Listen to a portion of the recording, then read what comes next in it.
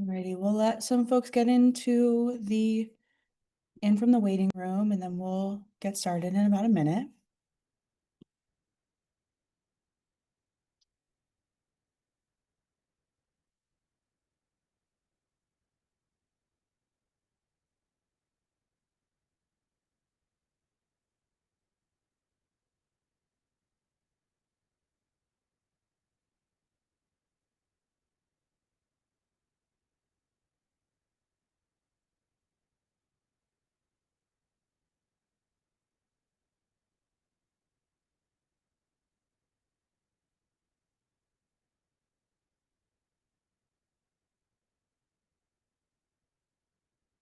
Alrighty, we'll go ahead and get started.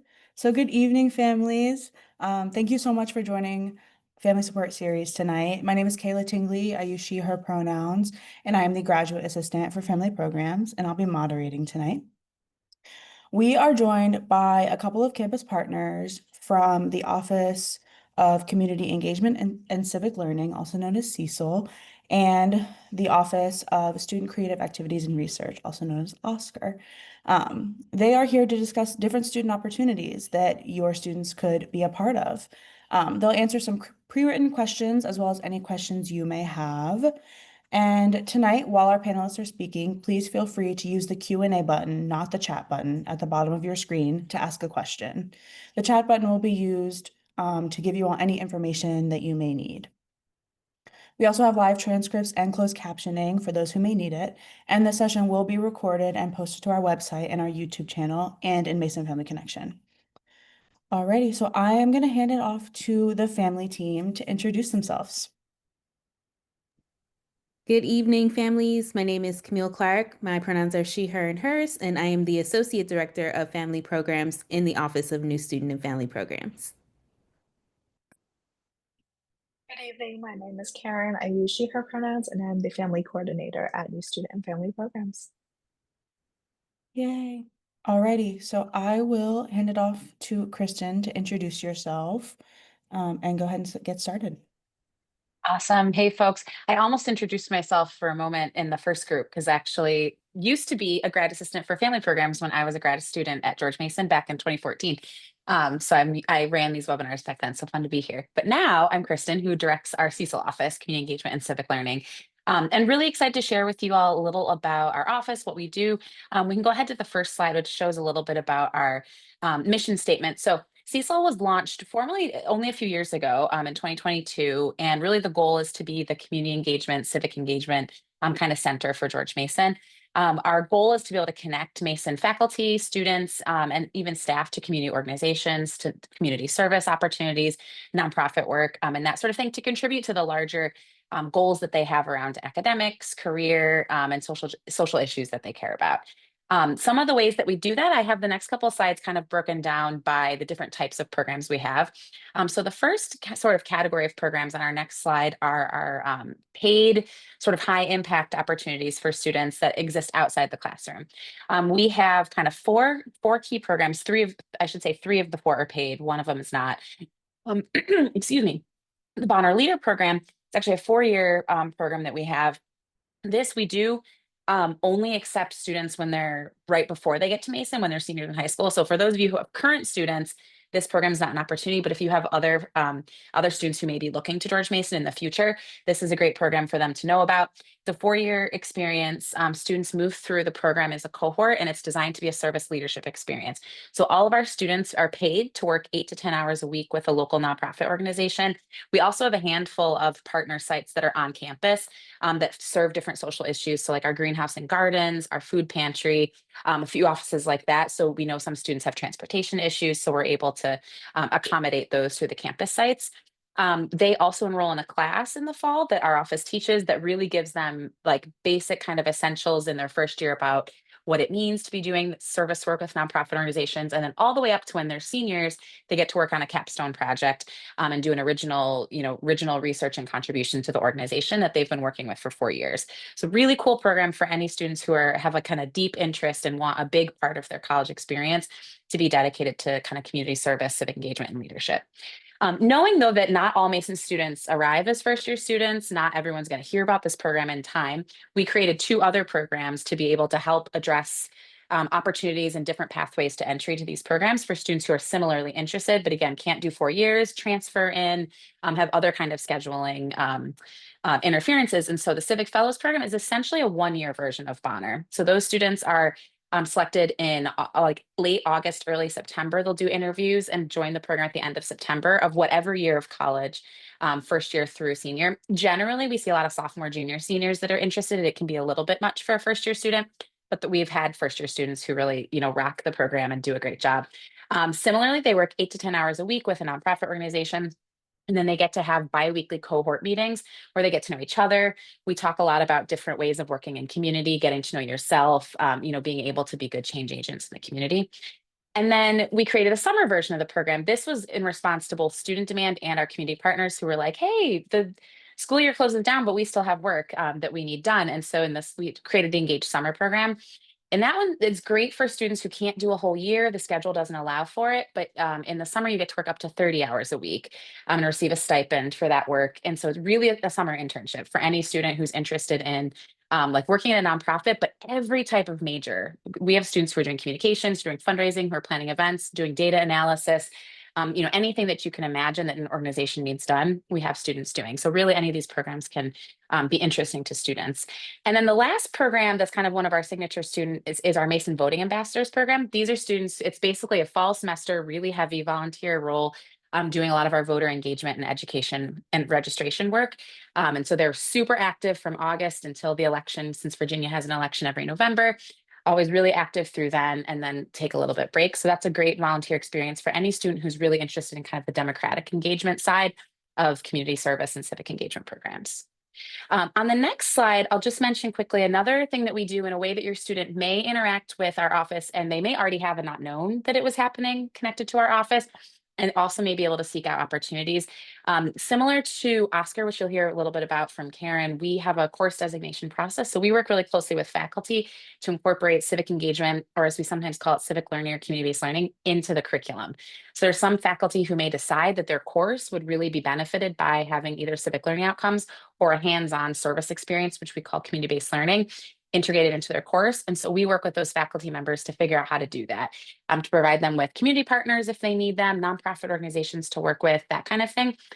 So we have a lot of students who go through those courses in a given year.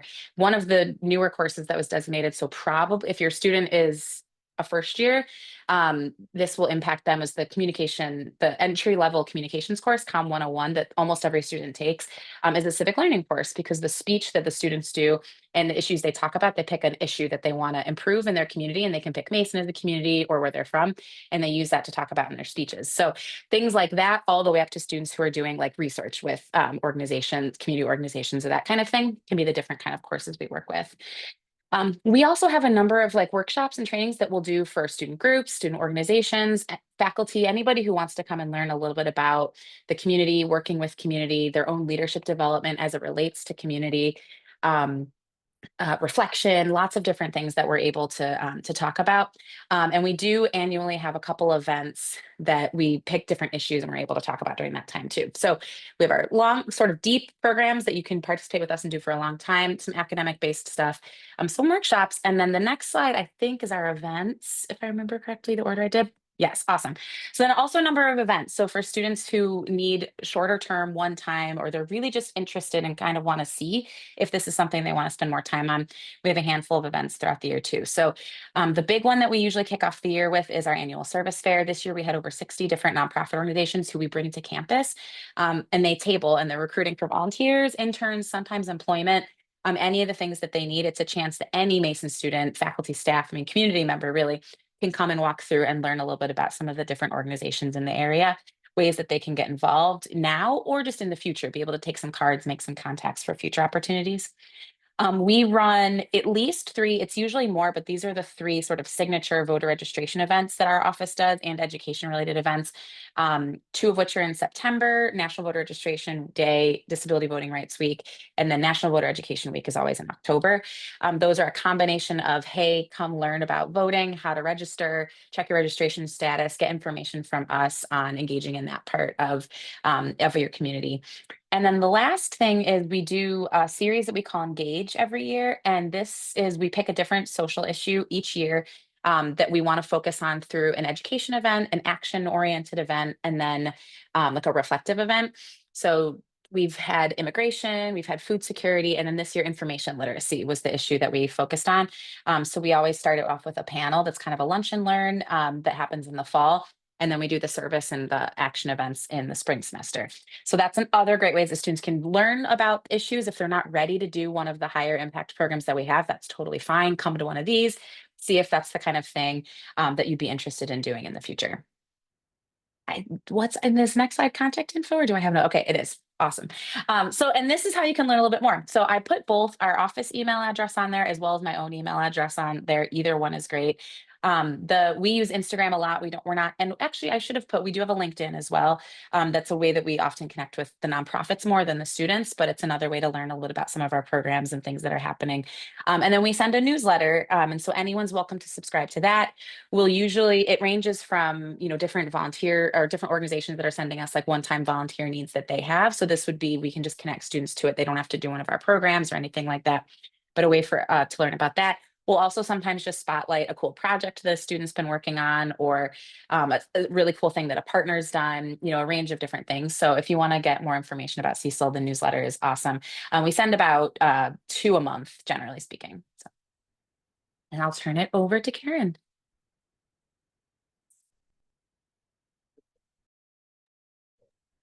Hi, everybody. Oops, did I freeze? I froze.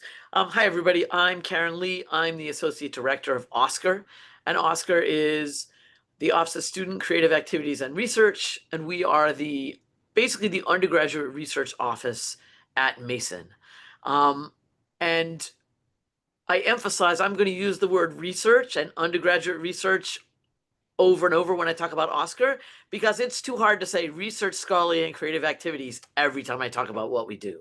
But I want you to keep in mind that when I say research, we're also including creative activities as well. So any kind of a project that a student can do where they answer a question or explore a concept and then share that fits under the OSCAR umbrella. OSCAR connects undergraduate students with structured opportunities to do research and creative projects. We encourage them to be researchers and artists. We offer funding for their projects. We create presentation opportunities for them so that any student who wants to can participate in authentic research and creative activities. And our vision is to remove the barriers so that every undergraduate who wants to do this can. And there's a variety of ways that we do that. If you can go to the next slide for me, please. So we have two really big things that we do. One is that we have a series of funding programs that fund student research, and then we have a series of ways that students can either share their projects or get credit for their projects. And so first, if we look at funding, we have our undergraduate research scholars program, which is a signature program. This is one-on-one mentored research, one student, one mentor. The student writes a proposal. We review that proposal, and if the student is funded during the school year, in fall and spring, they get $1,000 to buy things to help support their project. And in the summer, we have two options. Students can apply for a full-time 10-week research program in the summer and get paid $6,000, and then also get some supply money. Or if they have other things they need to do that summer, like they have to take classes, or they already have an internship, or they just can't quit their summer job, they can apply for what we call the traditional URSP. And instead of working full time for 10 weeks, they work 15 hours a week on the project and they get paid $1,000, or they could take that $1,000 as supply money. And this is students from any major, any college, any year at Mason, and any Mason campus. We have the summer team impact projects, and these are actually really nice for students earlier in their career. Usually URSP students are students who are pretty far into their major and have an idea of a question. The summer team impact projects are literally what they sound like. They're only in the summer. And what we do is we fund teams of faculty, mentors, who are working on a multidisciplinary question. And then we help them hire undergraduate students to work on that team for the summer. Again, 10 weeks, full time in the summer. Students are paid $6,000. And what's really cool about a lot of these summer team impact projects is that they don't always require students to already have a lot of skills. So we have a number of students at the end of their first year and at the end of their second year who apply for and get to do summer team impact projects. And they're all over the map in terms of what they fund. So we funded music projects, we funded civic engagement projects, we funded medically based projects, language projects, engineering, or some really interesting multidisciplinary ones. We did one on engineering and dance. If you've been on campus and seen the memorial to the enslaved people of George Mason, that started as a summer team impact project where students looked at the lives of enslaved people at Gunston Hall. And so those are really cool projects and really nice for a student who wants to get involved in research, but isn't ready to come up with their own question. We also have, for students who have federal work study as part of their financial aid award, we have a federal work study research assistant program. Faculty and staff from all over campus post job descriptions for federal work study students. They interview, decide which student they want to hire, and then our office does all of the hiring paperwork to help the student navigate all of that. And then they can use their federal work study award from financial aid to work on a research project. And again, these are all over the map. Everything from students who have helped faculty members write a book, to students in the lab building robots, to students doing significant writing projects under the mentorship of a faculty member. And then for students who are doing a project, maybe there's a group of them, maybe they're building a solar car, or they're building a robot, or they're on the concrete canoe team, and they need a few $100s for supplies. We have mini grants. Excuse me. And the mini grants are rolling, so you can apply anytime except for about a 5-week period in the summer. And within 3 weeks, you know whether you've been funded. And so we have used mini grants fund students in registered student organizations, or students who just want to do like a pilot run of maybe a URSP project, and they need a couple of $100s to do it, and they can apply for a mini grant. In terms of sharing projects, we have celebrations 3 times a year, a fall, a spring, and a summer, where students present their work. In the fall, it's a video celebration. And those videos are posted on the Oscar website. In the spring and the summer, it's a poster session. And our spring celebration is a pretty elaborate affair. We have food trucks and we have musical groups, and we're hoping this year to have some other performances and things, and then the students giving their posters. We have a travel fund for students who have done a project and want to go to a conference to present their work, or to go to a film festival, or to go play at a concerto contest, or to go read poetry at the National Poetry Conference. I'm making that up. There are places where people can go to read poetry, and we would fund that. They can apply for a USTF to get reimbursed for some of their expenses to travel to present. We also fund students to the National Conference on Undergraduate Research. NCUR happens every year in the spring, but the abstracts are due in the fall. And any student who is an undergraduate at Mason when they did the research can apply to NCUR.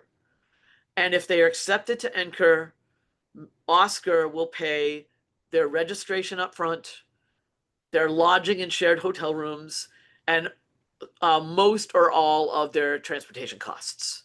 Last year, we took 42 students to Pittsburgh on a charter bus for an NCUR. This year, this spring, NCUR's in Richmond. So again, we're going to take a bus.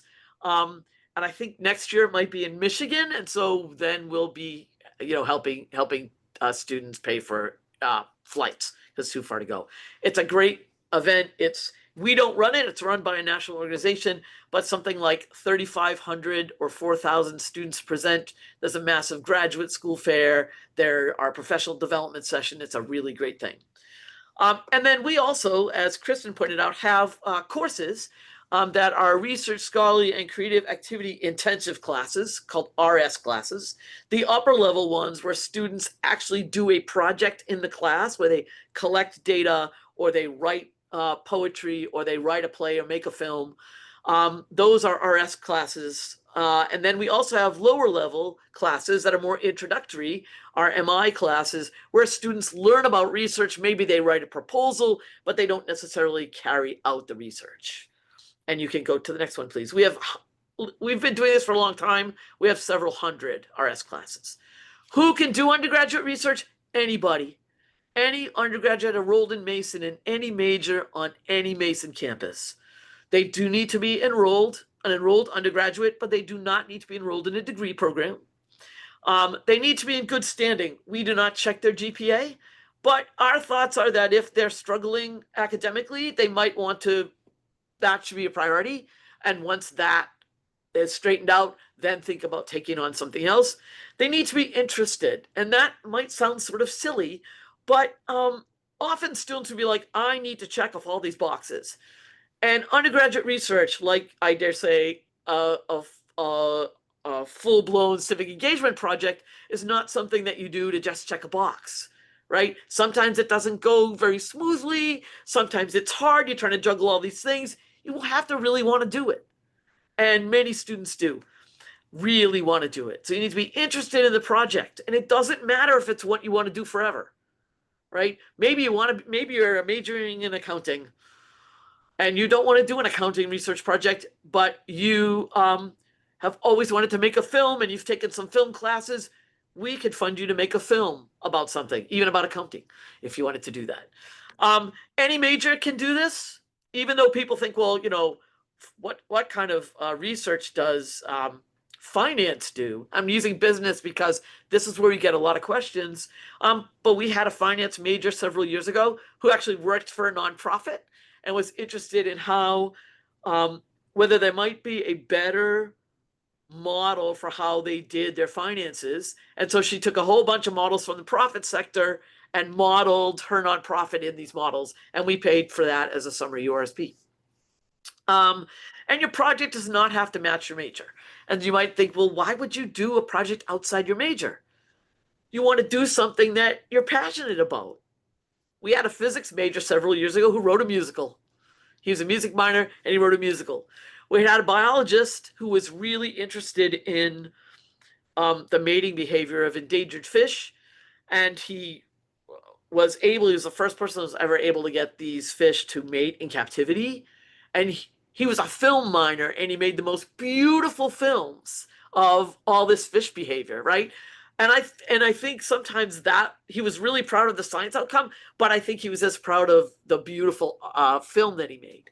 And in the summer team impact projects, the Enslaved Children of George Mason project, I think only one of those students, there were 6 of them, was a history major. One of them was like global affairs, another was biology. And so they did that project because it was interesting to them. You learn the same things if you do a project outside of your major as one in your major. I'm a marine biologist by training, and of all the students that I mentored before I came to Mason, less than half are doing anything related to the ocean at all, even though what they did with me was crab biology. Next slide, please. And here's our contact information. We're in the Johnson Center, room 228, which is the Office of Undergraduate Education. That's also where CECIL is. We have a phone number. We have a generic email address. I gave you that because more of us read it than just my email. We have an Instagram, GMU Oscar, our website. We have a student newsletter. And I forgot to put up the QR code. My apologies, but you can find that on our website. And then I think one of the most helpful things for students who are just interested in finding out about research is that we have Oscar peer leaders. We have 9 Oscar peer leaders. They are paid undergraduates who have done research in the past, who have drop-in hours in our office. Those are posted on the website. And you can just show up without an appointment and ask any kind of questions you want about undergraduate research and Oscar from one of the peer leaders.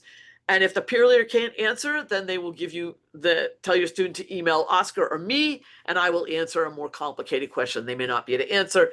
They also help students with their proposals. They've proofread student posters, abstracts, all kinds of things. I will say that if your student is interested, the office hours posted now are through Friday. There will be different office hours for finals week, and I'm in the midst of collecting those. They'll be posted soon. And so, yeah, if your student is interested, have them stop by and see an Oscar peer leader or email Oscar and we can answer their questions.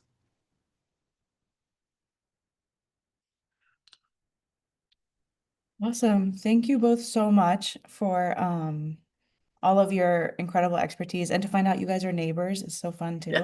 And so yeah, we've got a couple of questions for you all to answer. I'll probably flip-flop back and forth between you two.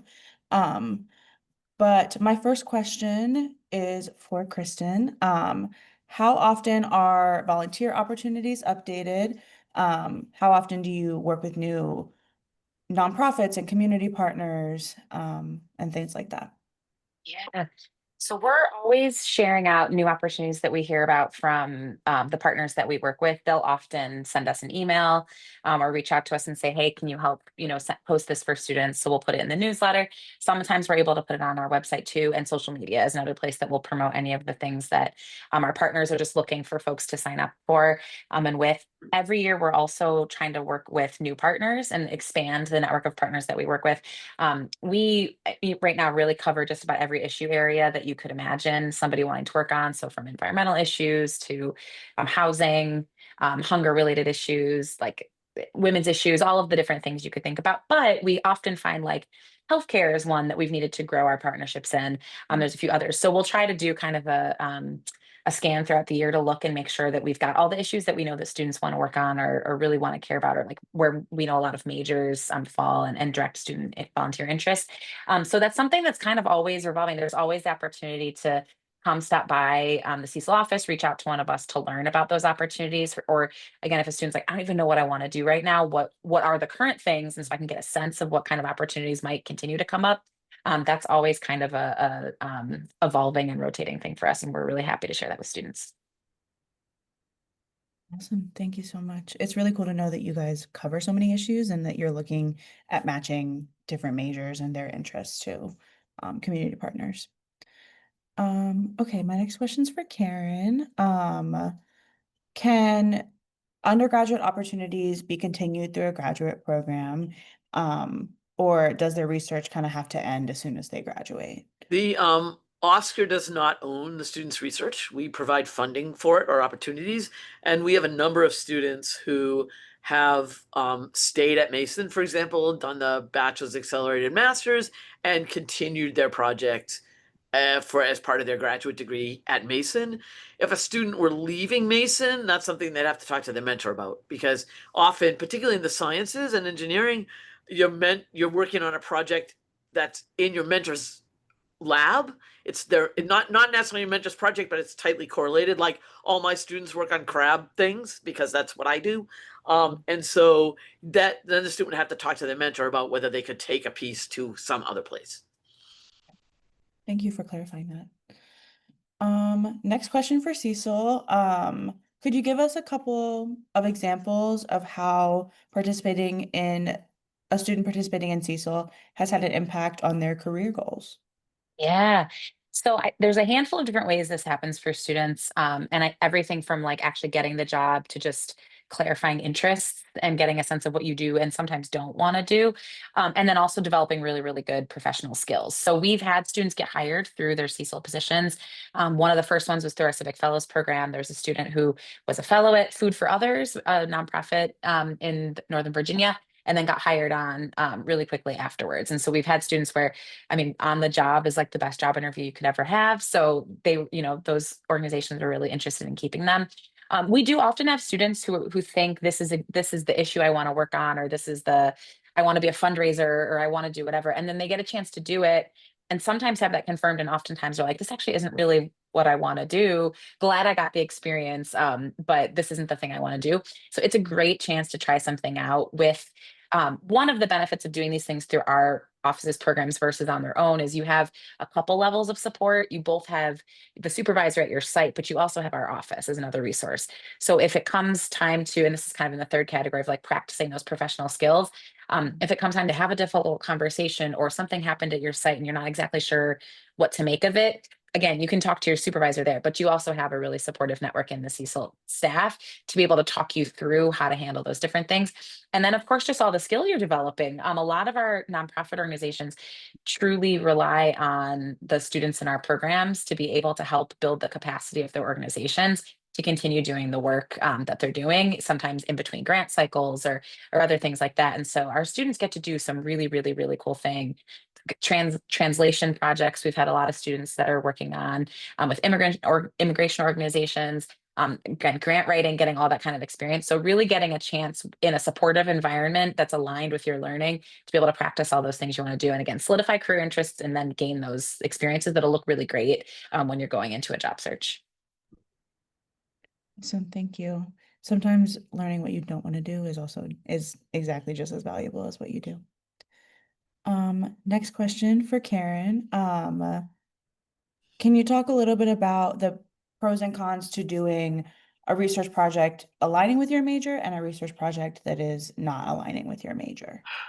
Well, I think in both cases you learn the same things. I mean, all the studies that people have done about these kinds of high impact practices, whether it's undergraduate research or civic engagement projects, is that you learn things like how to speak and write effectively, how to problem solve and critical think, how to work on a team. Because even if you're it's just one-on-one, you and your mentor, you still have to have conversations about what's going on and back and forth. And so you still learn all those things plus whatever skill set you're learning, whether you do it in your major or out.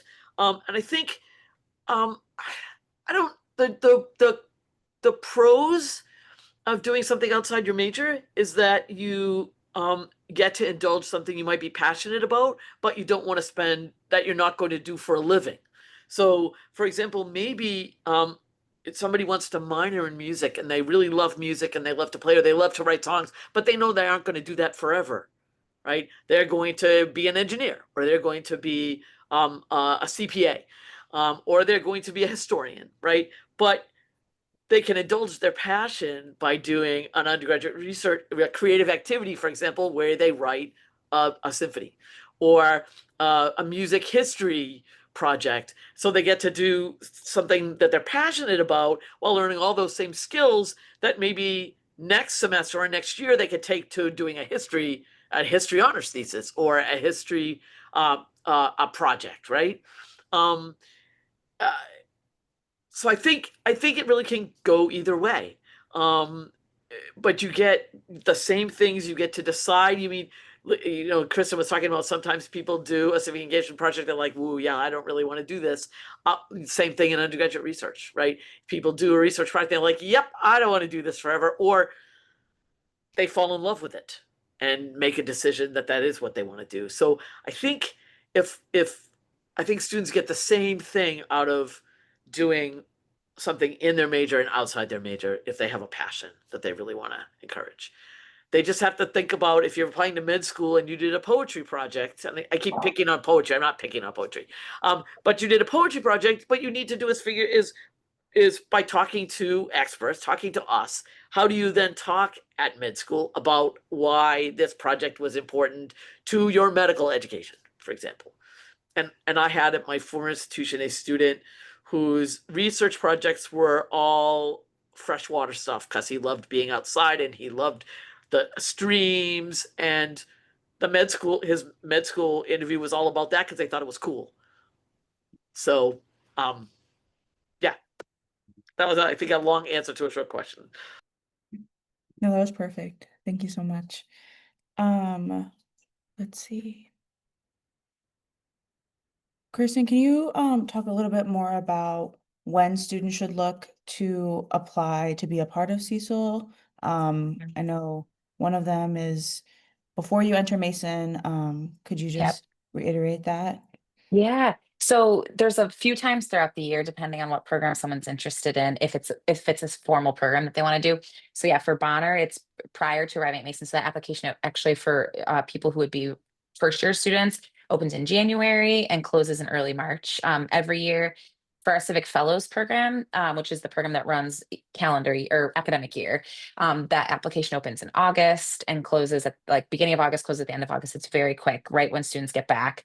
And then we try to get those students placed by the end of September and matched with organizations by then. And then for our summer program, that application usually opens right around spring break. And so then we get students' decisions in usually early to mid-April for that one. So really there's something going kind of at any time of the year. There's an opportunity. For our voting ambassador work, that all kicks off in like July. We try to recruit those volunteers and then they start immediately in August and get working on those programs.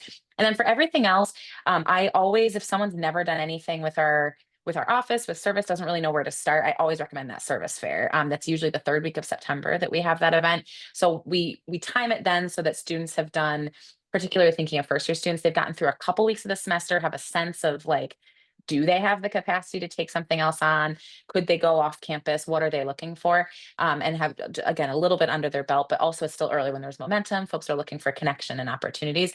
That's a really great place to just get started. Our office always has a table there so students can come ask us those questions, but they also get to kind of see a full range of the different organizations. And then really it's rolling for everything else. Anytime we've got opportunities, we're posting them and sharing them where we can. And so it may not be a formal program. Oh, one thing actually I realized I didn't mention that I should is we also help manage community federal work study, which is an opportunity that if a student has federal work study in their aid package and would just be interested in doing that at a nonprofit organization instead of at a job on campus, we can help them do that. So we have a handful of organizations that that know that that's happening and know that that's an opportunity. That's another thing that would just be rolling. At any time a student's interested, we can help them connect with one of the different nonprofit organizations that will facilitate the community for federal work study with them as well. Okay, awesome. Thank you. Next, we do have a question in the Q&A for Oscar. The question is, when do the Oscar summer team projects come out in January? And is placement generally competitive? So the summer team impact projects will announce them probably in January, and then the position descriptions are posted on Handshake, I think in mid-February. There's lots of deadlines, but I believe it's in mid-February. That'll all be announced on our social media, on in our newsletter, on the website. So people will know about it. And it really depends on the project. So there are some projects that have 6 slots and get 70 applications. That's pretty unusual. But it's possible that there may be one that doesn't sound that exciting, so that there won't be very many applications, but they always get more applications than they have slots. So I think it is fairly competitive, and we've seen, I don't know if CECIL's seen the same thing, but we've seen an uptick in applications for most of our programs in the last couple of years. After, we're sort of bouncing back from the post-COVID dive that we had for a while. Yeah. Well, thank you. I also have another question for you. Could you talk a little bit about, we have a question about, do you reach out to a mentor first to get involved, or do you reach out to Oscar first? Can you talk a little bit about the difference between like working with a mentor and not working with a mentor? Okay, well, there are none of our programs for which you can have no mentor. You must have a mentor if you're going to do a program through Oscar. And the way I explain that to students is that even when I got my PhD, I had to have an advisor who mentored my project.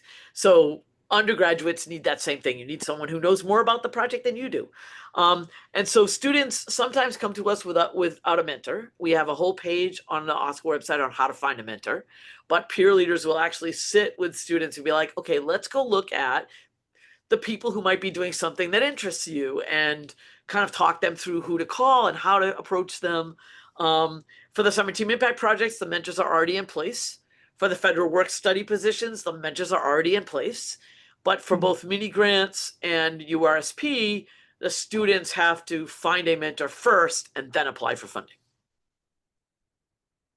Got it. Thank you. Hmm. Alrighty. We have another question about how kind of humanities research is classified. So can you just talk about, I think your whole point was it doesn't really matter the subject matter of the research. Correct. So just encouraging So folks to we apply. we fund things that you traditionally think of as arts, filmmaking, game design, um, writing, whether it's prose or poetry, art. One of our favorite USP projects was a student who spent the summer in Iceland doing an artist residency, painting, making these incredible room size mixed media paintings of the deforestation of Iceland. And then we have had students, we had a student in history who did a project on the lost cause narrative in house museums. So she visited two house museums and looked at how the two museums compared and contrasted the two museums and how they talked about the lost cause narrative post Civil War. We had a student in religion who wrote a biography of a lesser known saint. And he actually got funded to do that twice, two different saints. We have had a number of students work on novels in the summer. Everything from a student who wrote a romance novel to a student who wrote a um, a superhero novel where the protagonist was a Muslim woman because she'd never found one before. Um, so yeah, we've anything that a professional person in history or religious studies or cultural studies or in a museum would do to answer a question or create a new thing, that's what the kind of thing that we fund. And sometimes it's really interesting and something we'd never thought of before. And sometimes it's just sort of standard. I'm going to write a new treatment of an event. A historian could do something like that. Um, I hope that those are just some examples I could think of off the top of my head. No, yeah, that's perfect. We have a question about, does federal work study apply to any project or only specific projects? Well, in Oscar, we have a specific federal work study assisted program. So Got you it. cannot use your federal work study to do URSP or those we pay people. The only one of our programs where you need federal work study is that research assistant program. And the reason that's federal work study is that that's how those students get paid. So this year we have like 150 RAs through federal work study. We couldn't do that if there wasn't federal work study money paying them. Yeah. Awesome. Okay, the last question I have for both of you is if what advice would you give to a student or family member who if their student is looking to apply for one of your offices, when you're filling out that application, what is some advice you could give to them before they submit that application to any one of your programs? Do you want to start, Karen, or do you want me to go?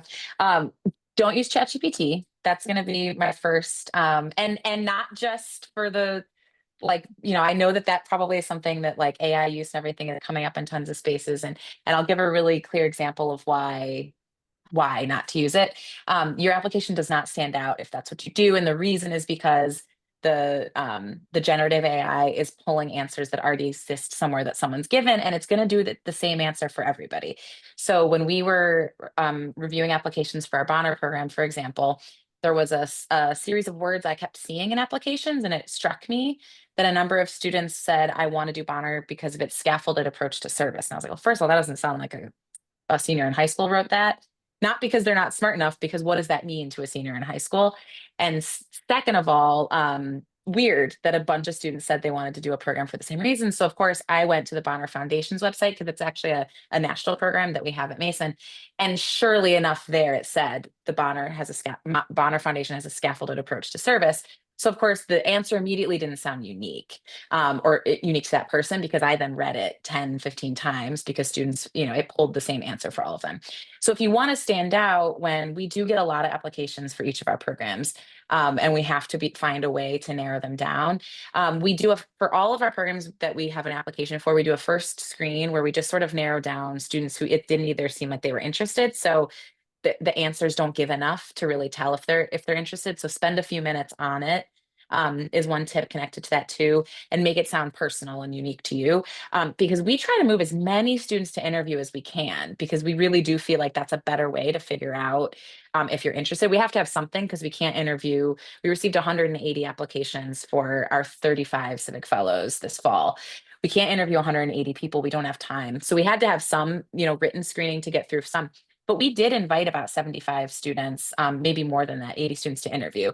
So we really want to give as many people as we can a chance to move to that next phase. So some of the ways to be able to stand out early is, again, just make the answers unique to yourself, and spend a little bit of time on them. We're not asking for long essays. These are a couple paragraphs in total that you'll submit, but being able to really demonstrate why you're interested. You don't have to have had tons and tons of experience if you can really showcase why this is something that you want to do right now, and that sort of thing. So that would be a few of the tips that I have. I totally agree with those tips. We particularly our URSP proposals are a little bit longer. They have a process. You have to tell us what you're planning to do, and you want it to sound like, one, an undergraduate wrote it, and two, that you understand what you're doing. Don't write a proposal, or probably, I assume, an application for Bonner or for Civic Fellows that it sounds like someone's trying to write about, like, how smart they are or how great they are. We want your proposal. We want the student's proposal. The second thing is, read the guidelines and follow them. Please. It makes it easy because we don't interview students, we review the proposals, and then for URSP, fund the ones that are above a certain mark. And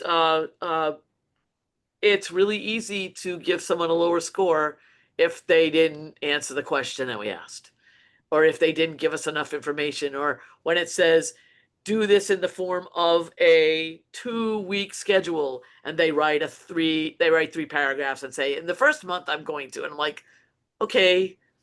And that seems silly, but when you get, we didn't get anywhere near as many applications as Krista did, but if you get half again as many as you can fund, or twice as many as you can fund, you're looking, unfortunately, for ways to take someone out of the funding pool because you have no choice.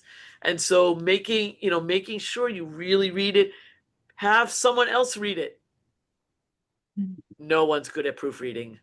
No one is good at proofreading this out. Have someone else read it to check for typos, because again, those are things we don't use that against a student.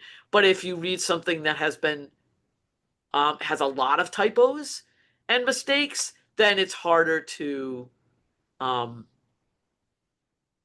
feel positive about it, for want of a better way to say that. And so make sure that you do good work. You turn something in that's ready to be turned in. Awesome.